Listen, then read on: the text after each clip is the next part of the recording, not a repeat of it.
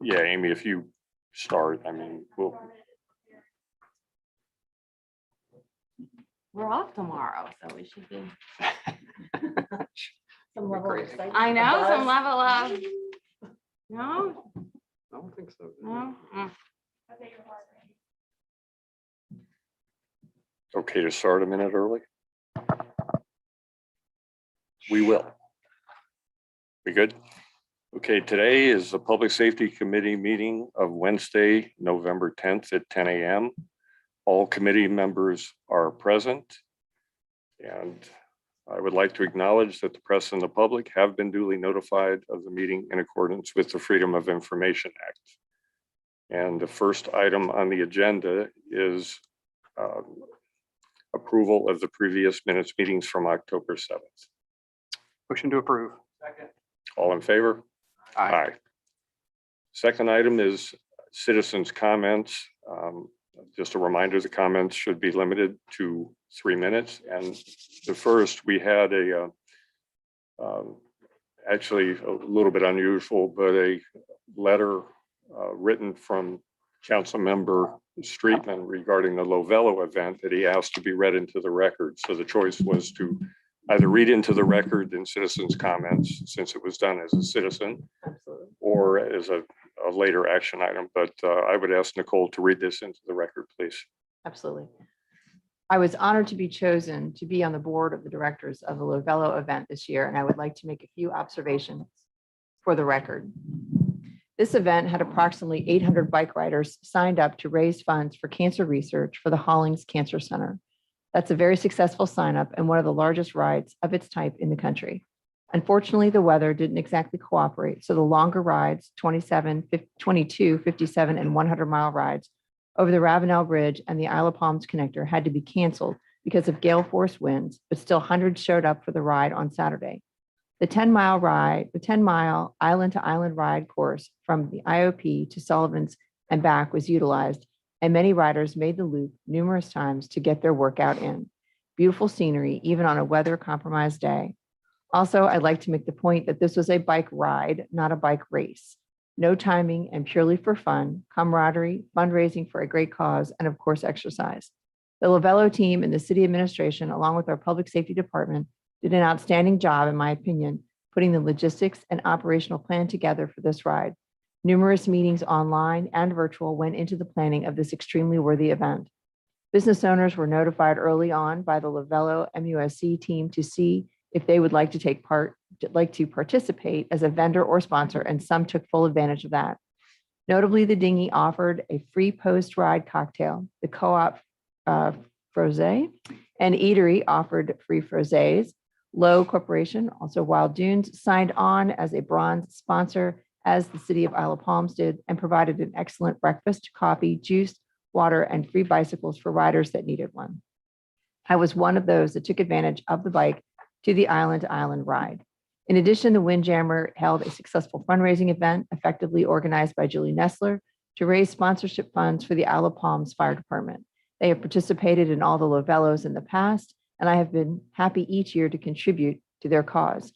Mayor Jimmy Carroll rode along with the fire department team, as he always does, and I was happy to join them on my Wild Dunes provided beach cruiser as well. In addition, there were multiple contacts to the businesses over the past weeks by public safety and the Lovello teams. Contact was made door to door, including the hotel and property management companies. Flyers, decals, and stickers were provided with information about the event. It was also advertised on the city Facebook page. As with any large event, there is always things that could have been handled better, and I'm sure we will have a very thorough debrief at our next board meeting. Given the weather and the last-minute changes that had to be made because of the weather, I think the Lovello team and city administration and public safety did an outstanding job. I was on site for over 5 hours Saturday morning until early afternoon, along with Desiree Fregoso, Mayor Jimmy Carroll, and our outstanding fire department participants, and of course, our outstanding Isle of Palms Police Department on hand to handle safety and security. I could not be prouder of what I saw and the effectiveness of the entire team that put it all together. The parking was completely adequate, and the municipal lots were never completely full. Foot traffic to the events, shops, restaurants, and hotel was easy to navigate. This worthy event for a great cause has the capability of bringing even more tourists and visitors to the island during the off-season, and I would greatly encourage the city to remain a sponsor and encourage even more of our businesses to become sponsors and/or vendors. Respectfully submitted, Rusty Streetman. Thank you. We have, I know Julie and Gary Nessler both have signed up for citizens' comments, so anyone else that would like to make citizens' comments? Julie, I think you got volunteered first.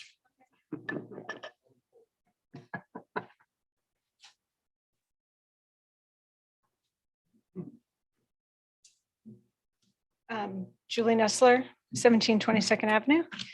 I'm here to, that was great. That was a great letter from Rusty. I'm here to talk about the Lovello and my involvement with that fundraising for MUSC. I'll be quick. Olive Palms firefighting. So firefighters, I can speak on their behalf, wanted to give back to their community in which they serve and raise funds for MUSC because, as we know, cancer is #1 leading cause of death in firefighters.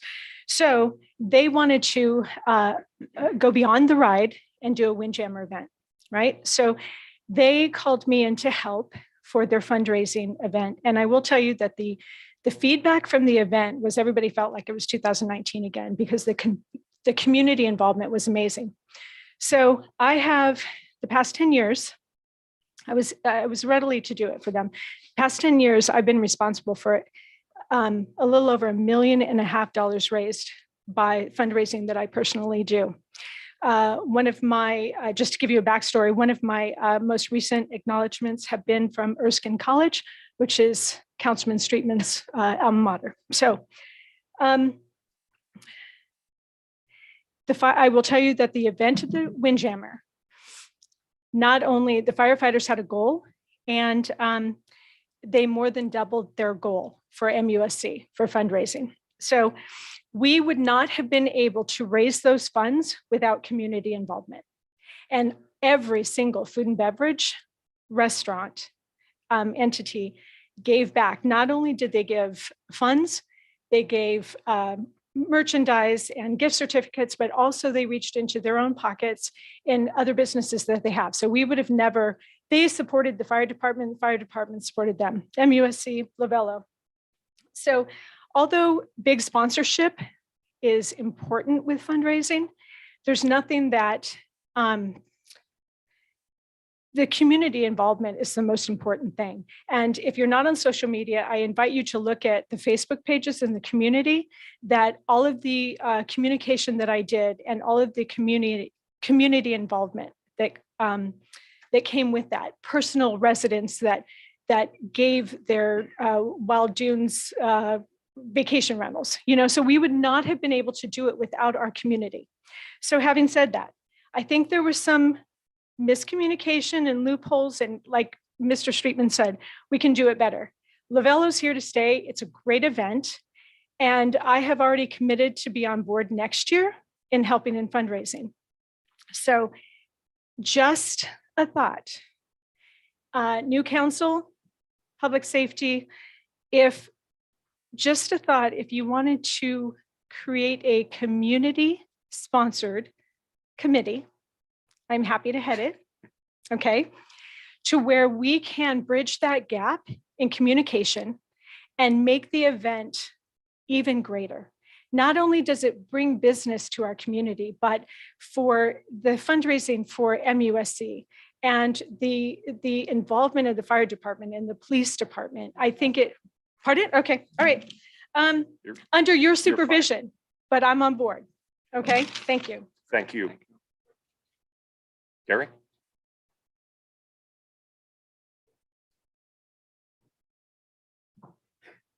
Gary Nessler, 17 22nd Avenue. A couple of things. One is nice job to my wife always. Second is I wanted to take a moment to say thank you to Councilman Bell for being on public safety and serving us in council. Hasn't been easy, but I applaud your efforts Everybody has differences, and respectfully, I wish you well going back in the community Thank you. of which you live. Mayor-elect Pounds, good luck to you, sir. We will be here to support you, stay to your core. Most importantly, you have an entire city that's depending upon your leadership and direction. Councilman Ward, we'll be here for another couple of years. So we appreciate everything you've done.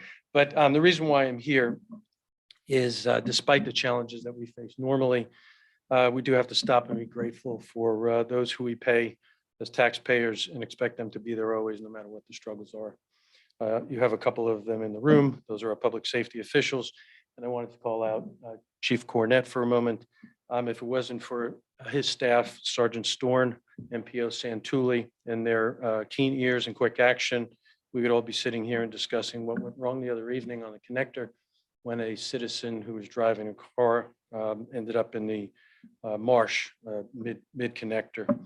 Not sure how, but nonetheless, he was there for several hours, along with Corporal Hardy, Sergeant Baldrick, and their abilities to keep all fire personnel safe, then followed by, and I'll call out Chief Briscoe and other firefighters who are here. The quick thinking of Battalion Chief Giddens, Engineers Puck Harbor, Rouse, Bosman, Firefighter Lord, and finally, the collaboration between the Mount Pleasant Fire Department, their rope team partners. A life that hung in the balance, in the cold balance of the night, would have been lost, and we would all be sitting here and grieving. As a community, I believe we owe them the most heartfelt gratitude, and would respectfully ask the city administrator to reach out, officially recognize them at some point, as well as the council, because I think it's important that they hear the hard work that they put in. I think it's important, I think, from the leadership standpoint, Chief Cornett, Chief Briscoe, training officers in the room, as well as Deputy Chief. I think it's really important that, especially with the change of council, is coming out and basically showing them, your support. So thank you for that. And again, to everybody staying on council, getting into your mayor's seat in the middle position, Mr. Bell, we wish you Godspeed. Thank you. Thank you. Thanks. Anyone else wish? Only one other, so. Yeah, you're welcome to just.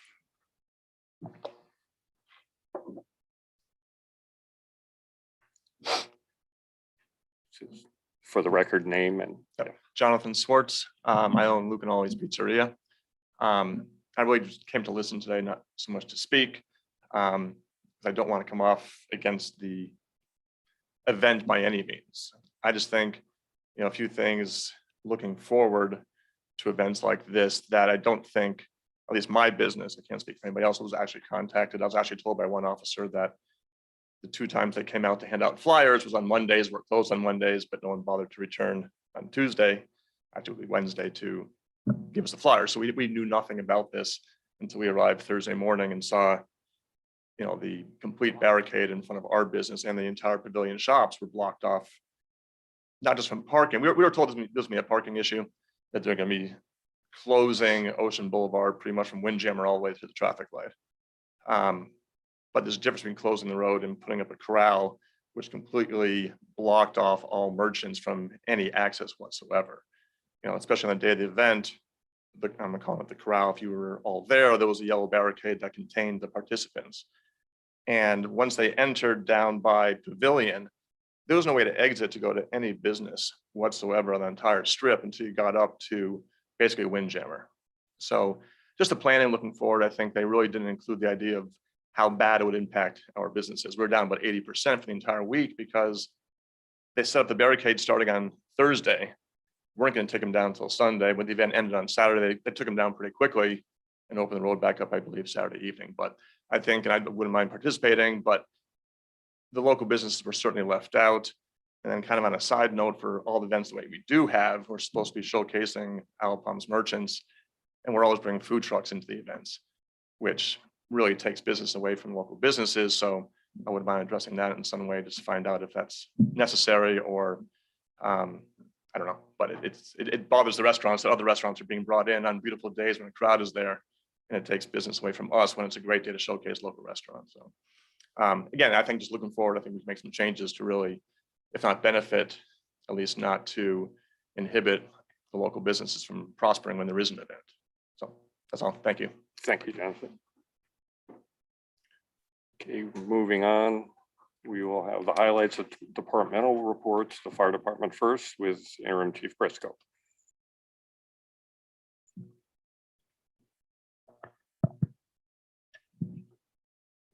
Good day. How is everybody today?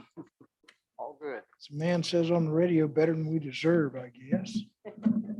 So the monthly report is prepared in the document for you, has all the technical stuff for you.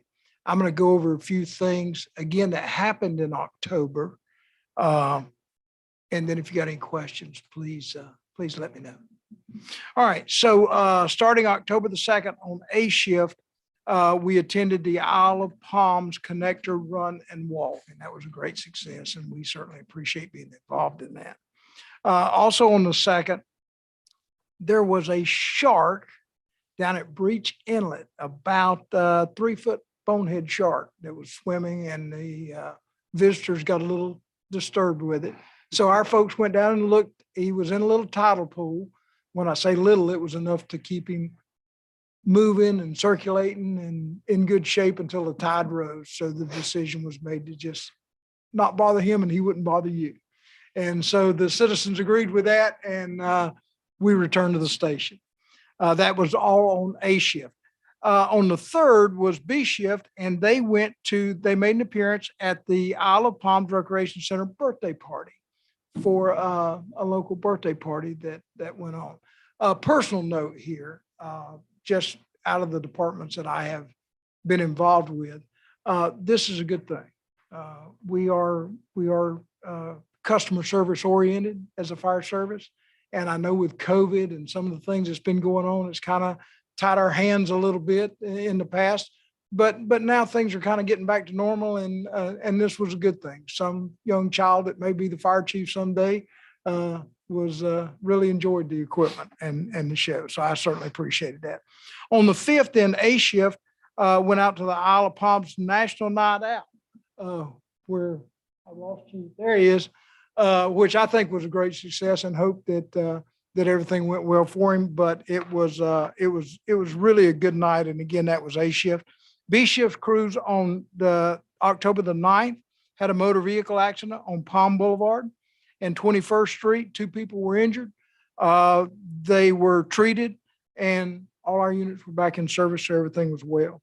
C shift responded to 2 boaters in a canoe. They were out on the north end of Capers. We could not actually get to them because the tide was dropping. Our boats will not go across, so we called the Charleston County Sheriff's Department. They brought their airboat out. They were able to get to, everything was a success. All units back in service again, so everything was good. And that was on the 10th of October. On the 14th, a possible structure fire on J.C. Long Boulevard. Upon arrival, the firefighters found that it was an electrical outlet that was sparking and had flames and smoke emitting from it. The fire personnel found the outlet, which was bad, shorted, and isolated it at the breaker box. And so the business was back in shape, or in good shape, and our troops were back in service. On the 20th, again, it was A shift, assisted Isle of Palm residents on Cameron Boulevard. This is another personal note that I'd like to say. We answered the original call on Cameron. It was pretty severe. Lady had broke her femur bone. It was pretty bad. She went to rehab. Of course, everything was good, but she still needs assistance getting back in her residence. The original crew that answered the original call went back out and provided this service for her and her husband to get her back into her residence here on the island. And that was pretty special.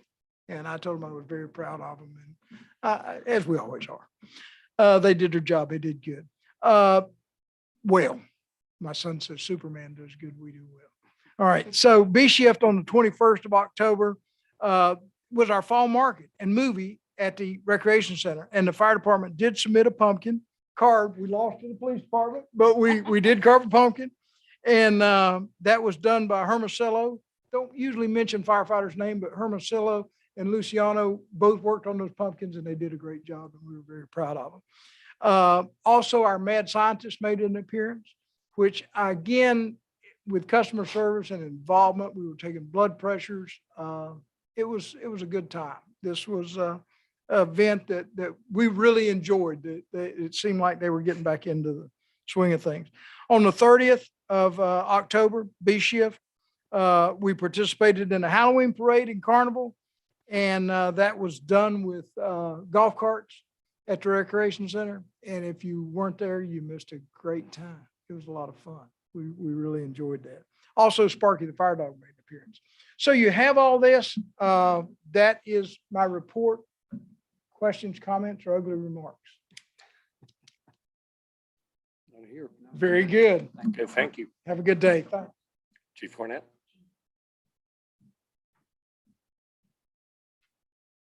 Good morning. So you have the police department report. I do want to hit some of the highlights that we had over the month. This was a very busy month for the police department. In October, we did participate in the connector run. We tried a new route with that. And in our after action, it's kind of got mixed reviews. So it's something we're going to sit down with Norma Jean and her crew and see how it went on their end. But we were able to try a different route that we feel had little impact on traffic, but still use less personnel and provide it for a safe event. So we did do that. We had our national night out on October 5th, and everybody canceled with the exception of Goose Creek Police Department and Isle of Palms Police Department. The rest of the low country got scared of the weather, but we did a little jig out in the parking lot of the rec center, and we were able to go with ours, and it turned out to be a great success. We also participated in Cops on the Coop on October 8th in Mount Pleasant. That's where we put an officer on the rooftop of Chick-fil-A. And we do that to raise money for Special Olympics. And they will be presenting a check. I'm not sure how much it is, but on the 16th of this month, they'll present a check to Special Olympics for that. On October 23rd, we participated in the DEA National Drug Take Back Day. It's one of the first times I think we've participated as an agency, and we were able to collect 20 pounds roughly of unused medication that was turned over to DEA to be safely destroyed. And that's something we will continue to participate in, even exploring the option of having a permanent box that people can drop unused medications in so that we can help them to make sure that they get destroyed properly and not flush down the toilet where they wind up into our river system and polluting our environment. Another thing that we did was to participate in the farmers market on October 21st. We had a lot of fun. I was out there. It was really fun. I was giving away badges quite a bit and encouraged everybody that got a badge to report to work on Monday at 8 o'clock. None of them showed up. So it's a little bit of a disappointment. And at that event, just in case you didn't hear, the police department won the pumpkin Stop. carving contest. And That was new we're quite information. proud of that. We did also participate in the golf cart parade on October 30th. I think that was a great success. And Norma Jean's crew did a phenomenal job putting that together and using our personnel. We had help from Mount Pleasant. They sent their explorers over to help us with traffic control. It was one of the first times we've done that agency assistance that it was very successful, and we'll continue to do that, and we'll continue to give people to them when they need it. I think that's just how we work in harmony and do great things. Also, I don't want to, because the incident that Mr. Nessler talked about earlier was in November. I do want to hit on it because we will be recognizing those officers at our annual awards banquet next month. But our officers, I can't say enough that most of the time when a police officer sees an abandoned vehicle on the side of the road, they're going to get out, they're going to put a little orange sticker on that says, hey, it's got to be moved within 24 hours or we're going to tow it, and they're going to move on about their business. These officers got there, they recognized that something looked out of sorts. They looked around, came back and looked around again and found this individual that had gone over the connector bridge and was in the water about waist deep, and the temperature was roughly 46 degrees, felt more like it was 41 to 42 degrees. And I can't say enough how extraordinary that is, because that is outside of the scope of what a normal police officer would do, but just shows the attention to detail that they had that night. And we'll talk more about that next month. Something else coming up, Toys for Tots. I want to give this a plug real quick. This is not something that happened in October, but they've changed their schedule. We are a location that will accept donations for Toys for Tots, but it will end December 15th. So I need everybody's assistance getting that information out to all of our residents. Isle of Palms normally does a phenomenal job showing up for Toys for Tots. And we typically take a large load over there. So communication specialist Dawson organized everything and got it set up so that we could be at that location to continue to receive toys. Also in the month of October, Officer Santulli was recognized by the Mount Pleasant Chamber of Commerce as the first responder of the month. And that was a great thing. And stats, calls for service, 712 for the month. That is significantly lower than what we had the previous year. I think the difference was we were still dealing with COVID in 2020, and we still had a lot of people on the island in October. This year, we saw less people here during that month, and so I think that played a role in why we saw a reduction in calls for service. Golf cart stops, you will see that there were 4 stops. There were 2 charges made for golf cart violations. Coyote sightings went down this month, still higher than what they were October of 2020, but lower than they were last month. And that's a positive thing. And we'll get into animal control stats coming up. There were 2 gun violations made in the month of October, 2 distribution level charges for narcotics, and 4 DUIs made during that month. You can see on the graphs, I do want to point out when we look at our vacancy rates, that it's a 32% vacancy rate, but we are moving in a positive direction. We have 1 officer in the academy right now. She is halfway done with the academy and doing well, so we expect her to graduate December 10th, and then she still has to do field training.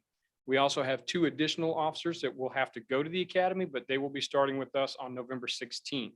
We also have 1 conditional offer that was accepted earlier this week, which is a certified officer who will come in and do an abbreviated field training and be able to roll out onto the road on their own. So we're making progress. I received several applications yesterday, so that's a positive thing. You see the BSO vacancies, that's average this time of year. We don't staff all year long for BSOs. We keep 2 on throughout the off season, and they kind of help out where they can. When you see the gun and drugs and DUI charge graphs below, that has been updated. So you're going to see some of those numbers from previous quarters are different than they were in the others. We found a glitch in the way things were being reported, and some were missing. So we've updated that to make sure you have accurate information about those charges. Next, you'll see parking citations. We did get a question from the media, and I do want to clarify, these are not all the parking citations. These are just specific charges that we picked out that are of interest. Total for January through October of 2020, there were 6,738. And for the same time period in 2021, we had 5,960. Part of that is going to be related to the parking changes to the Palm Boulevard. When you have it clearly defined, you have less people that park in illegal spaces. Then you have the animal control stats below. The next page, I've added something for you, some additional graphs for animal control. And I will say, when you look at that one on that page with the pie chart, you will see that raccoons made up the #1 call for animal control. And that has been the case for several months now. We've realized that we have several sick raccoons. We've reached out to DNR and DHEC, and we've actually captured some and had them tested for rabies. They did not have rabies. But there is a concern that maybe have distemper or something like that. So we have a meeting set up with DHEC on the 16th, where we're going to talk with them about how we can remedy that situation and address that. But our residents have been phenomenal about calling anytime they see a raccoon that's acting abnormal or lethargic, and our officers have been responding to those. Then you can see the stats below that about dogs, cats that were captured, and you will see there was 1 dog bite incident that was investigated during that month. And there was 1 summons issued for that month as well. The next stat you will see will be the incident report density map. And you can see where all the incident reports happen. The last thing will be your class types for the month. That pie chart will show that the top 3 incident types were for traffic incidents, drugs and narcotics violations, and disorderly conduct charges. Are there any questions for me? I gave a lot of information. Hey, Chief, on your heat map this time, did y'all change how you're doing it? Because typically it's almost always been congregated in the Front Beach area. Is there an update there, or is it just? No, sir, we didn't changing? change anything. We Yeah. ran it the same way, and you'll just kind of see those things where they'll kind of fluctuate. Yeah. But most of the time that heat index will stay in the populated area where the Yeah. businesses are. Okay. But you do see an increase down there closer to Wild Dunes, and I'm assuming that's what you're talking Just, about. and a couple of spots in between as well. And So, some of that's going to be related to traffic enforcement. We've had a lot of complaints in reference to traffic. And so we've been addressing those. Got And it. when we do that, you'll start to see those highlights change in those areas as we address those. Because as we stop people for speeding, we'll find things like drugs, we'll find things like driving under suspension, DUIs, and that will create an incident report, which will show up on this heat map. Thank you. Thank you. Thank you. I will comment for both departments after this being my last public safety meeting. These reports are excellent. I mean, we started out 4 years ago with stacks of data that meant nothing. And for the public, if they are interested, these reports are part of the packet. And we don't go over all the detail, but when people question whether the detail's there, the detail is there. And it's presented in a way that's understandable and excellent and gives community awareness as to what's going on with both departments. So thank you both. I notice you're not sitting down because there's probably another topic coming up that you get to participate in. Old business, item A, discussion and consideration of proposed amendments to dog ordinance to include restriction of vicious or dangerous dogs.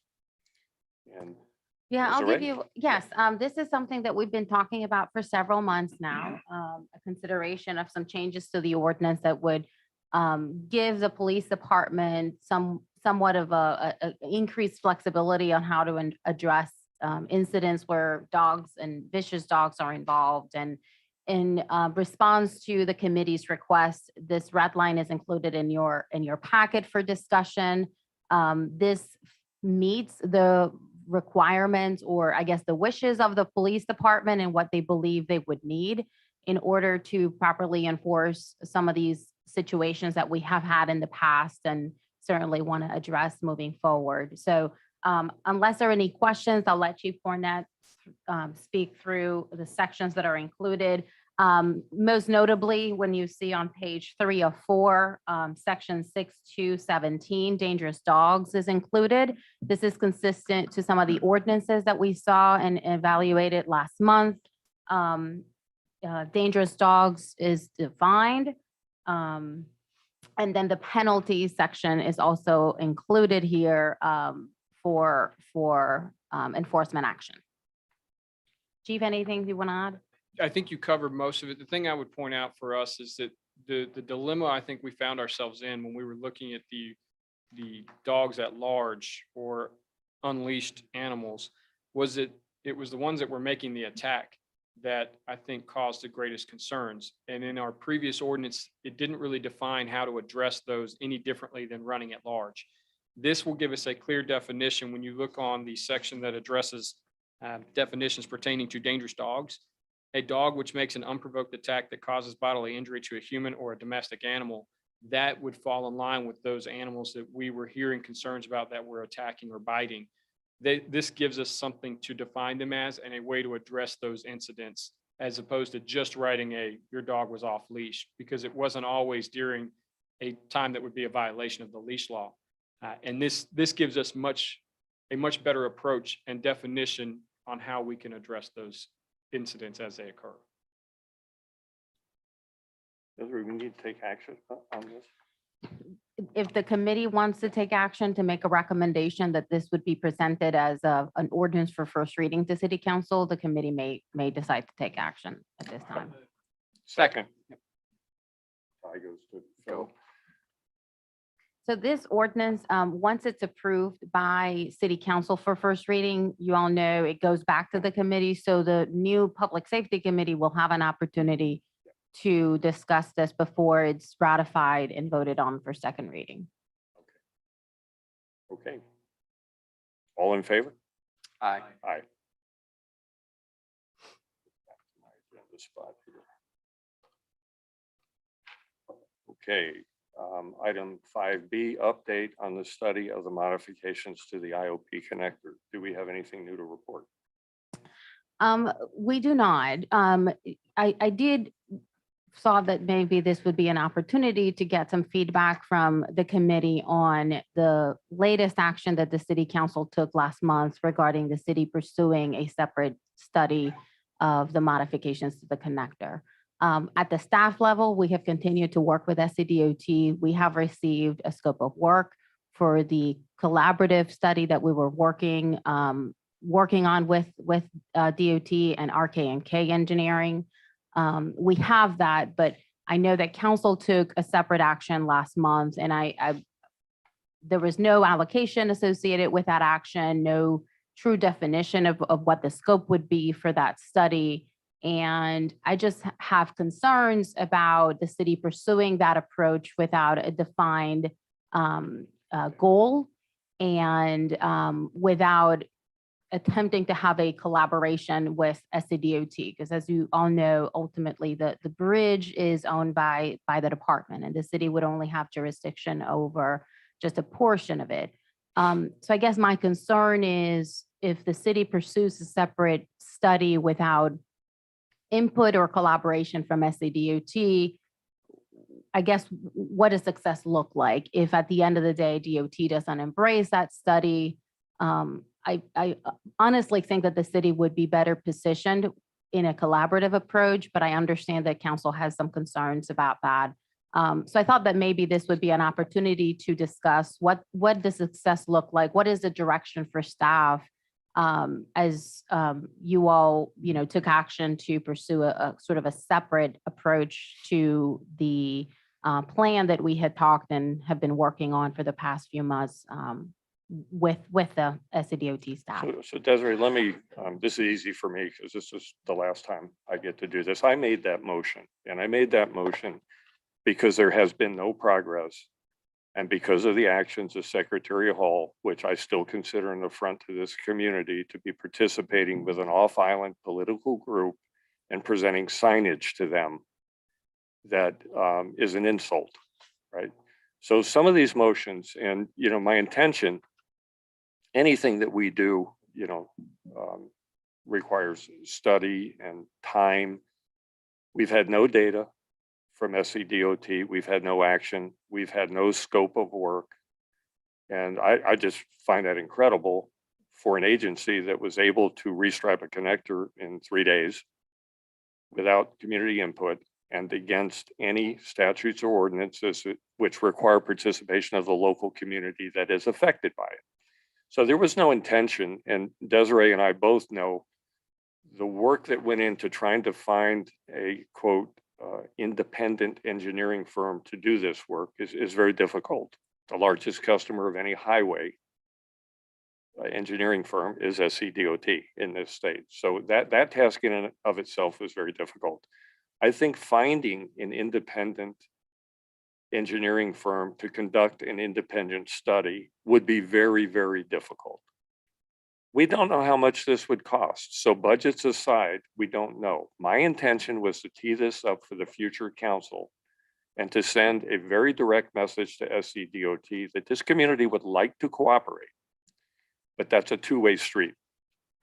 That's not cooperation that shows up in the news and the press and social media as an affront to this community.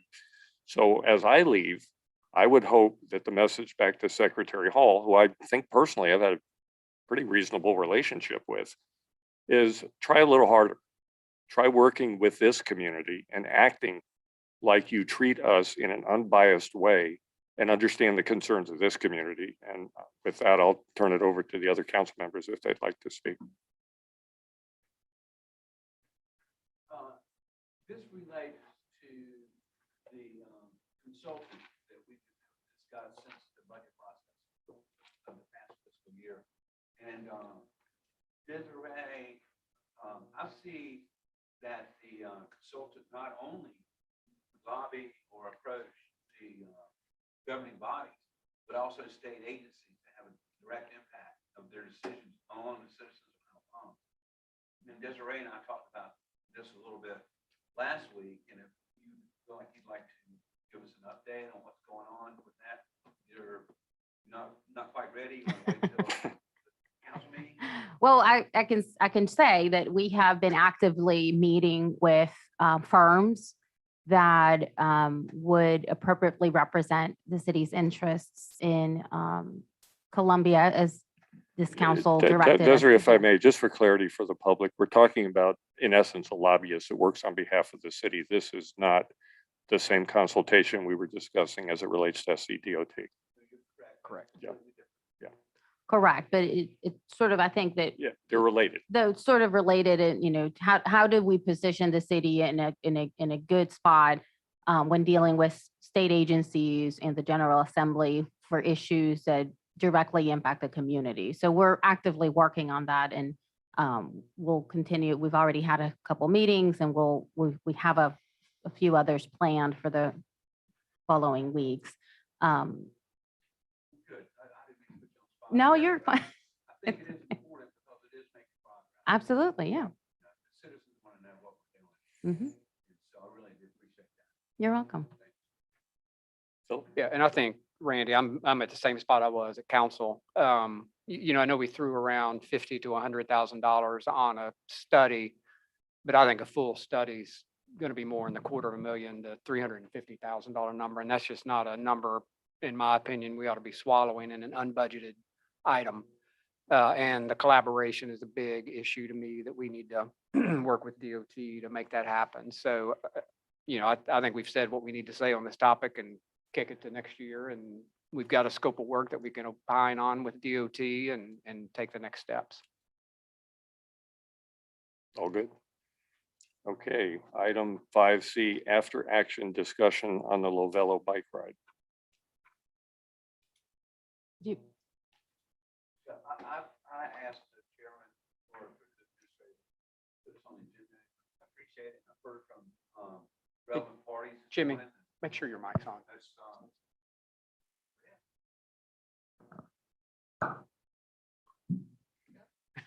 Okay, so I've heard from the organizers and Mrs. Nessler and some other people. I just have to tell you that I heard a lot of concerns from some of the businesses down there. Some of them jumped right in, but I think I just want to end this on a positive note. There's always room for improvement. And I hope next year we can get the businesses more involved. I don't know how we fix the Luke and Ollie's deal, but I just hope that we can make some improvements for next year. It's a great event. I mean, who could possibly be against it? I just want it to go a little bit more smoothly. That's all. So I'm not going to be as positive. So for the public, this is a 3-person committee.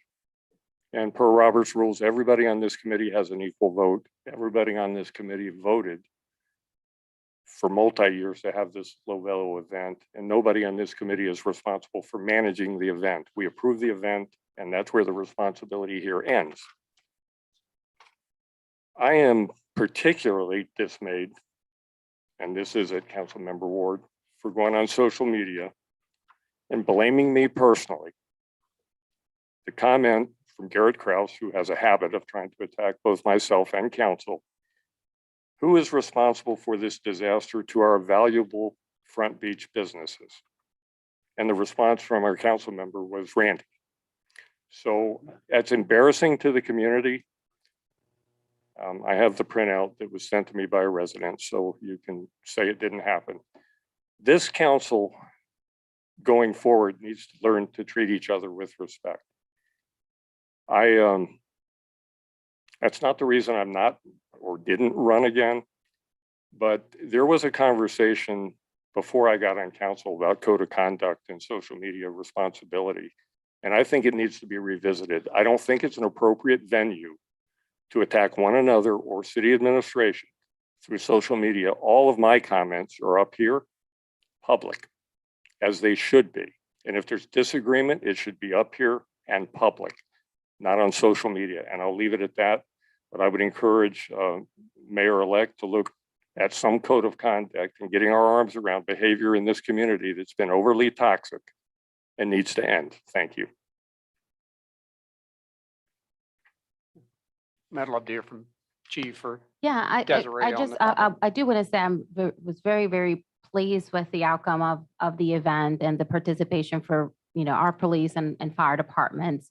From the very beginning, since council approved the project, the Lovello team has been communicated with the city very well, took into consideration a lot of the input that we provided, the folks on the ground provided.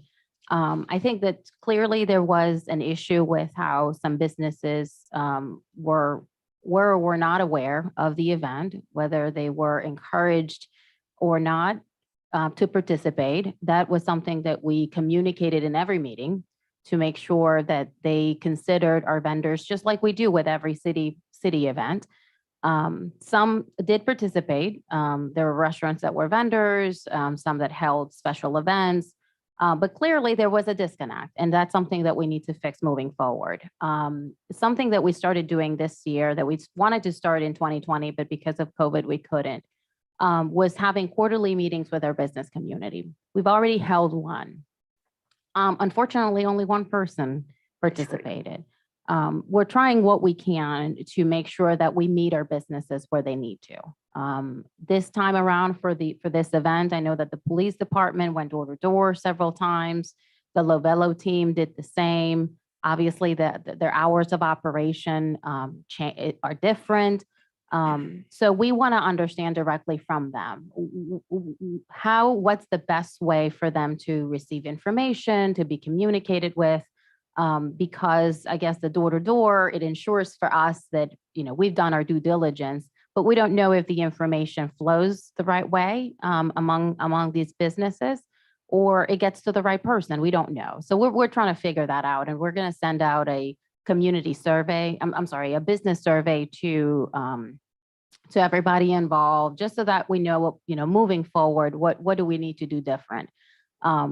But in terms of the operations of the event, it went very well. I think the community, from a staff perspective, we would gladly support hosting the event in the off season next year, hopefully with better weather.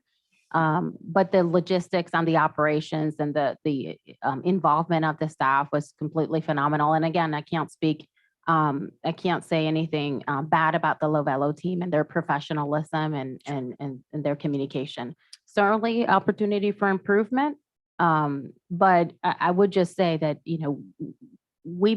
I would like to see better participation from everybody involved when the city puts these listening sessions together, or sends out emails and requests feedback, because it takes two to tango, if you will. And we want to make sure that we have a successful and productive and collaborative relationship. So we're going to do our part and see how can we reach out better. Is it social media? Is it direct, door-to-door info? Is it flyers? Is it direct emails? We've been having several conversations at our level to again meet them where they are. At the same time, we've always appreciated feedback directly from anybody who has any thoughts about how to do it differently, and certainly can contact me directly or the chief or whoever, so that communication, yields an effective and productive result. Desiree, any idea that the Lovello team, do they do a debrief after these? And They actually are working on it, and they invited us. So we will be Gotcha. participating in that as well. We don't know if they're going to come back next year. I know that in the past they have driven or biked, I guess, in our community, but this was the first year we hosted the whole event. And, I kind of went out on a limb and said, I think we would, we'd love to do it again next year. Hopefully the weather's better, but we don't know if that's going to be their plan.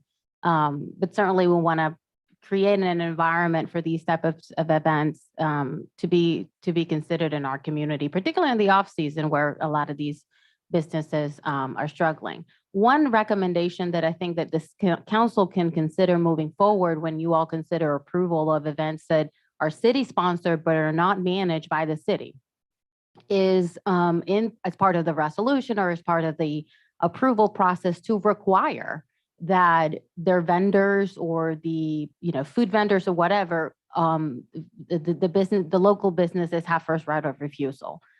We can encourage it. We certainly do, just like, again, we do with our events where everybody's involved. But that might be something that you all may want to consider in the next time around. Just require that as part of and maybe not require, but again, require some proof that those folks were considered and given first right of refusal. Because again, some of them did participate this time around, others didn't. And certainly there was an issue with the pizzeria not being aware of the event. So that might be something that, again, we want to consider. So we'll have opportunity to provide some feedback or learnings Absolutely. or whatever. Yeah, Mhm. sounds like. Well, Councilman Okay. Streetman would be involved as Yeah. a board member of that anyway. But the irony here is we did this to help the local businesses and to raise money for charity. I mean, the idea, this is, notably, this was the first year, this is the third year of our participation.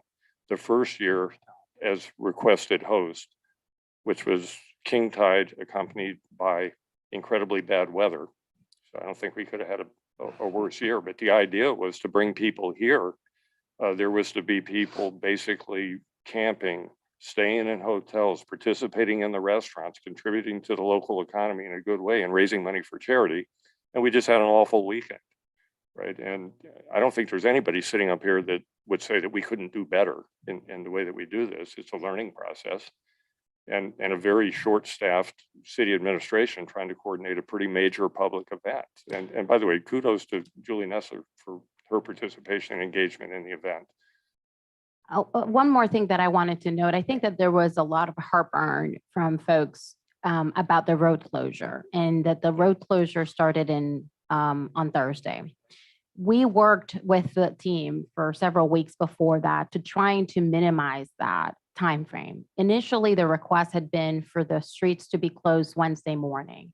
We felt like that would have been excessive. So we went back and pushed back on that, and they moved it and coordinating the delivery of the tents for Thursday. Ideally, our plan or our request was that the tents and the road closures would have been installed the day before and taking that the afternoon, the day of the event. The issue was that the tent vendors were short-staffed. So they did not have enough people to send to quickly put all the tents together, the big screen, and be able to take it down in that quick of a turnaround. But certainly that was their intent as well, to minimize the road closure. But again, because of those shorts, the staffing issues that these companies had, they couldn't do that. What they did do is they started building as much as they could at the municipal parking lot so that they would minimize the amount of time that the road was closed, and started moving as much equipment to the municipal lot that Saturday afternoon to again try to open the road fairly quickly. So that was just something that we worked on really hard. I was not happy when I saw that timeline, and we went back and try to mitigate it. But again, we were limited in terms of the resources and that they had available for that weekend to make that happen. But they were gracious. I mean, the Low Velo team tried very, very hard to meet all of our demands. And again, that's something that will be considered in an after action meeting and see what we need to do differently next time. We just end with saying, I'm sure in terms of community volunteerism, if there were issues of setup and tear down, we probably could have assembled and contributed tremendously to that effort. And just message back to Lovello, should they choose to host here again. I don't think any of us would have a difficult time finding volunteers on this island for the physical setup and tear down. There's a challenge. I mean, I just want to say for the record, these are private companies that do that. So there's a liability component. So certainly If you're could not offer doing it as it. a city and we're doing it as individuals, we should be okay. So that would be up to the individual vendors, whether they right. would accept that liability. Those are called waivers. Yes. Okay. Moving on to new business. Item A, discussion of golf cart regulations as it relates to small children. The discussion, Councilmember Ward had brought this up, and we've had continued discussion on this around the safety of children on golf carts. I generalized it in the agenda because it's not just small children sitting in the laps of parents who would never let their kid outside of a car seat in a car, but think it's completely appropriate to do 25 miles an hour with a toddler sitting in their lap in an open air golf cart. So Chief, I don't, this one's difficult because of lack of seat belts in some carts, lack of enforcement capability, and it may become a future council's just communication issue more so than do we have actionable items. Chief? So the question that came from Councilman Ward in the beginning was, is it something that we could require? There is a specific section of the law that pertains to golf carts, and there's one section that I wanted to look at that gives us a little bit more flexibility as a barrier island to put more regulations on golf carts. Unfortunately, that does not pertain to seatbelts. It only pertains to the operation of those golf carts at night.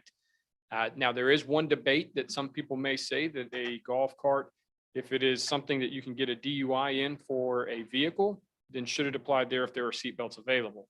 And that would be something that we would have to have guidance from a legal representative or even I would recommend an opinion from the Attorney General's office if they have one on whether that's something we could enforce or if it falls under it.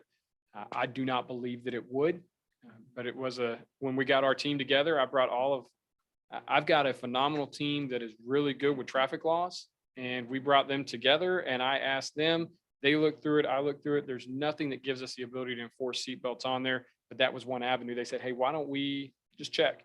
And at the end of the day, if they tell us no, then we're stuck at no.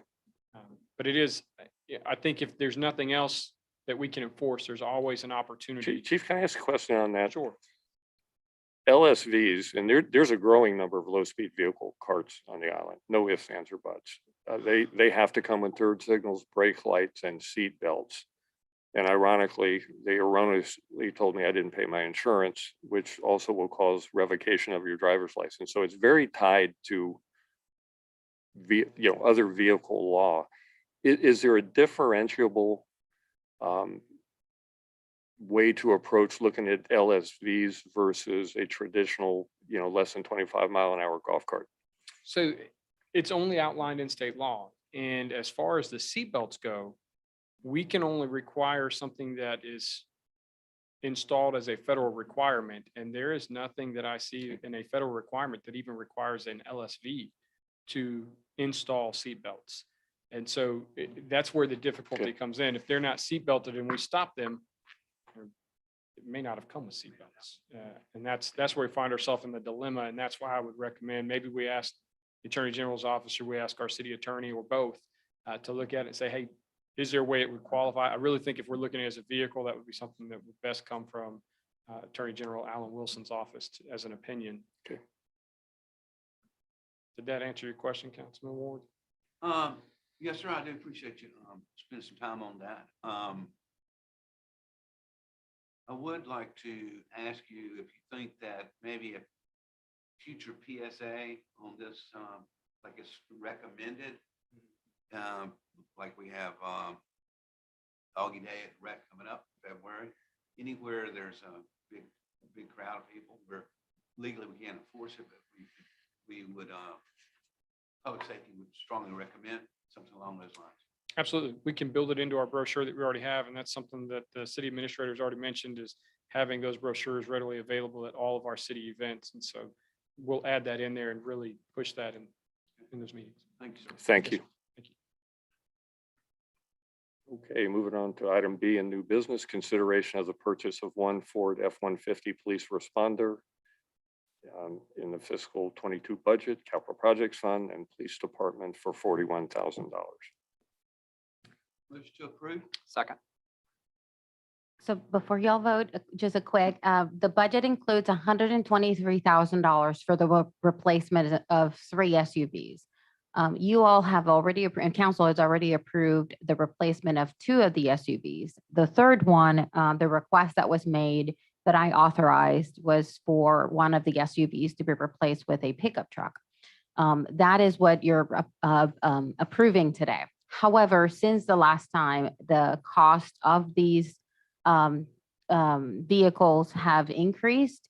The total amount that the city would be paying for all 3 vehicles, the 2 SUVs and the pickup truck, is approximately $130,000 versus the $123 that's budgeted. So you can approve, and then when this comes before Ways and Means next week, we'll identify line items in the budget of where we can cover that additional $7,000 from what was originally budgeted, but we can find that. So I just recommend that this is approved by the committee. All in favor? Excuse me, sir. Oh, May I'm I sorry. make a comment, Yes. please, sir? Just would point to the chairman of Ways and Means and look at this for next year, because we all know that used and new vehicles are just skyrocketing. So maybe we need to like take a look at that with current information. Yeah, in our For the capital, budget, yeah. capital projects. Yes, Yeah, sir. good point. Except for you can't find new vehicles either. All in favor? Aye. Aye. Item C, consideration of the purchase of Polaris GEM low-speed vehicle. Again, fiscal 22 budget, state aid tax fund, the police department, $17,000. Motion to approve? Second. Is that the, I think that that one is a little bit over budget as well in terms of the current He's pricing. smiling. I don't have that number, but Chief does. So we've reached out to them to see what the difference is. And I do want to clarify, the Polaris GEM, the reason we're looking at that one specifically is because the license plate reader for the parking enforcement only works on that specific LSV. It's a good reason. So when we reached out and priced it, the sticker price with no taxes, no identifiers or anything is $16,643. The benefit for us is, unlike the other Polaris or ATVs, there's a new or a business here in the Charleston area that just became a dealer and actually has 4 of them coming in now. But we're estimating total price would be about $19,000 for upfitting, getting it off the line and bringing it here and it being ready to go.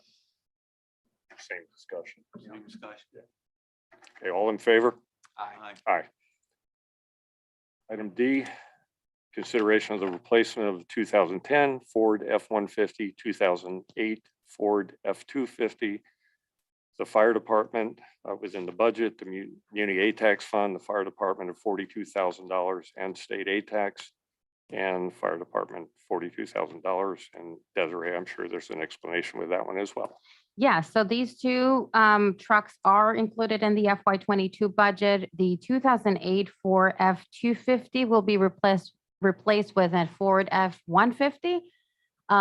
We believe that we will be somewhat a little over budget on that one as well. The state contract price is about $36,624, I believe, and $5,000 to that would be added for emergency equipment. These trucks will not be marked. One of those two will be used for the future fire chief when hired. So just like we don't currently mark police vehicles for the chief, we're not going to do that. So we'll save a little bit of money there. I think that we're going to be, based on the info that I've seen, I think 42, we're going to be very, very close, but I want to just verify and confirm if we're going to be a little bit over budget by $1,000 or $2,000 before Ways and Means. But I think we're looking at about $2,000 to $3,000 over what we currently have budget for all these equipment. Desiree, what happens to the used ones? They sometimes are replaced. They're sold for surplus property. If they're in better condition than others, we just rotate them out. But usually we sell them. So there's some recovery value. Yes, there. yes, sir. That's the point I was getting at. No, motion to approve. Motion? Yeah. All in favor? Aye. All right, miscellaneous business. I don't believe we have any. Next meeting date, not December. So we're signing off with this current committee for public safety unless there's an emergency reason that we need to have one. God forbid, let's not do that. And best of luck to the next public safety committee. Motion to adjourn. Second. All in favor? Aye. Aye. 11:02.